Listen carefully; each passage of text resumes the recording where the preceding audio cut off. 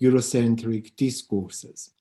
So my contribution relies mostly on personal experience from working for 20 years in British universities, the colonizer, carrying out research in the UK and Cyprus, but also importantly, supervising several Cypriot doctoral students who, I'm very proud to say, formed the nucleus for new critical thinking in Cypriot universities, as we can see this afternoon from the organization of this much needed event, which I hope will provide the impetus for further discussions and problematizations. Firstly, I would like to start at the historical origin of the phrase decolonizing the academy, which can be found, as you might know, in 2015 at the University of Cape Town, South Africa, when a group of students demanded the removal of a statue of British colonial and diamond merchant Cecil Rhodes from their campus. In the same year, students at University College London began to ask the question, why is my curriculum so wide? Since then, the movement has grown in strength and it has reached the streets and public spaces in the UK, culminating in the removal, sometimes forced, of statues associated with the British colonial past and slavery, whilst meanwhile in continental Europe, major museums in Belgium, the Netherlands, and Germany started questioning the origins of their collections and addressing the often forced and violent removal of such items from their countries of origin. Even the publication of the Association of Art Historians in the UK, Art History, has published a special issue in February 2020 titled Decolonising Art History. I will dwell a little on this collection to see how the ex-colonial power, our colonizer, but also the place where many of us studied, sees this process specifically for history of art. The editors of the collection posed 4 questions to several art historians, curators, and practitioners from around the world. The questions were, first, what is the historical specificity of current calls to decolonize art history?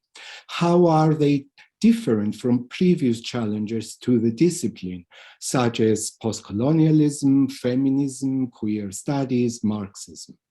Second, what is our understanding of decolonizing art history now? What does a decolonized art history look like? How should it be written and practiced? And third, how might the decolonization of art history impact upon our own area of research practice? What would be produced from it? Might anything have to be jettisoned? And the last question was, where should decolonization in relation to art history happen? What strategies might different spaces of decolonization demand? I will not go through all the very stimulating answers that the respondents gave, 59 pages of them, but I want to concentrate on few, which I think convey the issues we are trying to address here. The problematics of the canon seem to be the major issue for many respondents, who suggested that art history can decolonize itself only to the extent that it acknowledges the Eurocolonial art and the discipline itself are themselves products of the empire. Ways the respondent identify as a possibility to challenge this fraught relationship of art history with its origins is to read our objects of study, archives, and their inherited methods against the grain, or by addressing white supremacy and their histories of violence, or by teaching modern art through histories of colonialism and decolonization, and by emphasizing radical production, trusting the anecdotes and stories of those not yet included in the canon, and above all, seeking to abolish the canon altogether by replacing it with the transnational and transcultural, to avoid the pitfall an art history deep-rooted in national narratives, as it is often the tendency of art history. Decolonization must also situate itself as part of the center rather than apart from it as a disciplinary annex. Finally, what distinguishes the decolonial from the postcolonial is the recognition that today's structures of inequity and suppression have complex relationships to historical projects of empire, and that new hierarchies of power have been compounded through autocratic forms of the post-colonial state in tandem with vested interest in the movement of global capital. So drawing from the above, the questions I want to pose and have problematized me in doing research on Cyprus, and since a year ago teaching fine art students history of art at TEPAK, the Technical University of Cyprus, are many, but here are the main ones. So my first question is, the main question, and borrowing from Gayatri Spivak, is how can the subaltern speak? My voice, critical thinking, and approach have been shaped by the colonialist. How did I try to find my voice separately from and at the same time in conjunction with Eurocentric discourses? I started my academic career by bringing queer theory into a research area, the literature of the First World War, at a time, and yes, I am ancient, when the literature of the First World War was littered with heroic acts of self-sacrifice to challenge the perceived notions around monuments and memorialization and its association with heroic masculinities. It is interesting that in Cyprus, a place where monuments have grown faster than mushrooms, there have been very few academic works to challenge their authority and existence.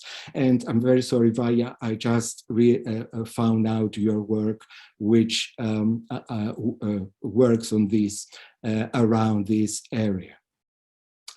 Following my initial doctoral research, I brought queer and post-colonial theory to the representation of the terrorist in the Western world to challenge stereotypical notions of the terrorist in Western discourses, and attempted to bring the British colonial wars of independence back to the cultural memory of Britain, from where they have been erased. This, of course, shocked the establishment in Britain, but also, interestingly, Cyprus, where I was told that I will never be able to get a job here because I alluded to homoeroticism amongst the anti-colonial troops in Cyprus. This was, of course, the wrong reading of what I was putting forward, but by using queer theory, immediately let these people presume that my intentions were to bring shame to our heroic fighters.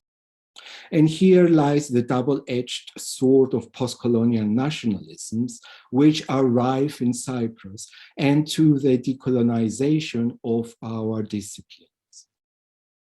My second question I want to bring here is, how did I adapt my PhD supervision for Cypriot students to incorporate the realities of what kind of sources were available to them, and which differ considerably from the sources that I was taught to rely on during my training in the UK?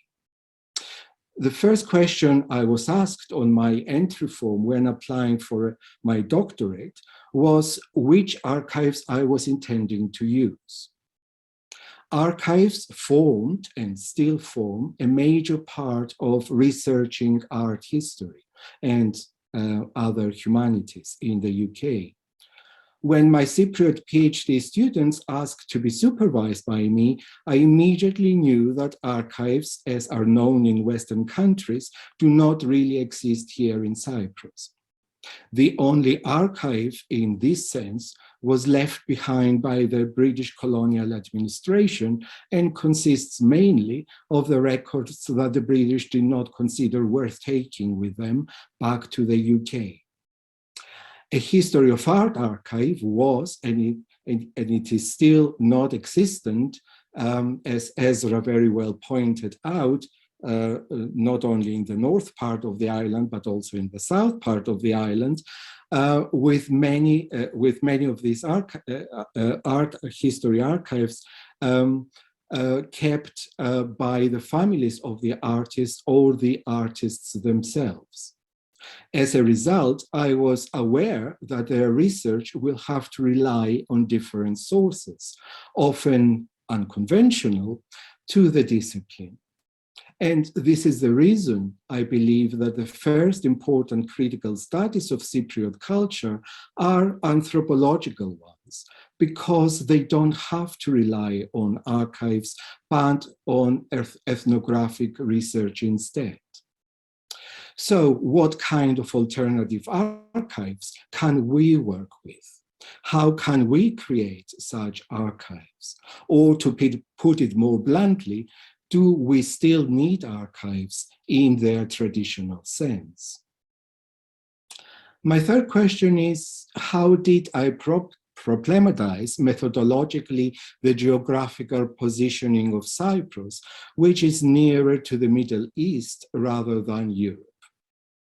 Are we positioned in the periphery, center, cusp, in between space of east, west, north, south? Are we Europeans, Middle Eastern, Mediterranean, Cypriot, Greek, or Turkish?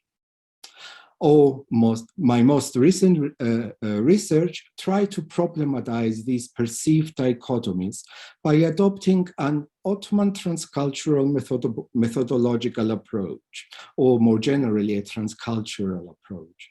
This I identify as the remembered past dynamics of cultural exchanges between the different groups that made up the Ottoman Empire, its diverse ethnicities, nations, religions, and cultures, such as Turks, Armenians, Kurds, Greeks, Jews, and Christians. What is at stake in the trans dynamic is particularly crucial for relations between, say, Muslims, Jews, and Christians during the time of the Ottoman Empire, but as well, importantly, now. Does the nature of the trans in transcultural consist simply in exchanges between cultural groups, as in a cross or transaction? Or can we also find evidence of some sense of beyond as well as betweenness? The transcultural is not only an invitation to think about how memory is itself a form of transcultural exchange, which offers the possibility of unraveling acts of solidarity. Transcultural memory is also a demand to return to remembered acts of violence and their ongoing determination of conflicts and tensions in the present, and which leads me to my next question. How can we work within and without the Cypriot conflict and intense nationalisms on the island that seem to have overshadowed existing research? I would suggest that through a transcultural methodology, we would move beyond what I call methodological nationalism in order to develop new theoretical frameworks, invent new methodological tools, and identify new sites and archival resources for studying collective remembrance beyond the nation state. A new and diverse archive requires new, or at least appropriately selected and sharpened tools. And my final question is, and I think I have a few minutes, is it possible to produce a new decolonial art history? Or are we to rely forever on Eurocentric, nationalistic art histories and methodologies?